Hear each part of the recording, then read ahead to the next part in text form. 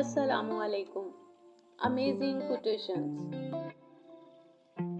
ایک کڑوا سچ یہ بھی ہے کہ عورت کی محبت شروع میں کم ہوتی ہے اور وقت کے ساتھ ساتھ بڑھتی چلی جاتی ہے، اور مرد کی محبت شروع میں بہت زیادہ ہوتی ہے اور وقت کے ساتھ ساتھ کم ہوتی جاتی ہے۔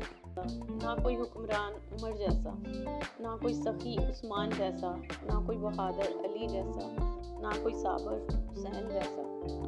جہاں سود کو کمیشن کہا جائے، رشوت کو خرچہ پانی کہا جائے، بے حیائی کو فیشن، زنا خور کو عاشق مزاج کہا جائے، جھوٹ کو سچ کہا جائے، سچ بولنے والے کو پاگل کہا جائے اور بے ایمان کو عزت دی جائے، اب تم ہی بتاؤ وہ دور آخر نہیں تو کیا ہے؟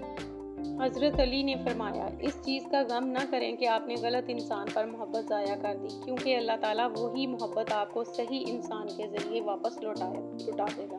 حضرت علی نے فرمایا، لا حاصل کو اگر پانا چاہتے ہو تو تہجد پڑھا کرو، کیونکہ جو نصیب میں نہ ہو اسے تہجد کی دعائیں تمہارے مقدر میں لے آتی ہیں۔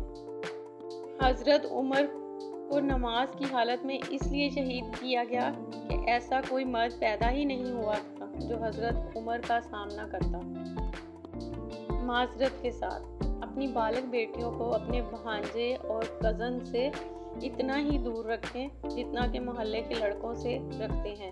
بہت نازک وقت چل رہا ہے۔ معذرت کے ساتھ۔ منٹو نے کسی سے پوچھا، کیا حال ہے آپ کے ملک کا؟ جواب ملا، بالکل ویسا ہی جیسے جیل میں ہونے والی جمعے کی نماز کا ہوتا ہے۔ اذان فراڈیا دیتا ہے، امامت قاتل کرتا ہے اور نمازی سب کے سب چور۔ Hope you like the video. Please like, share and subscribe.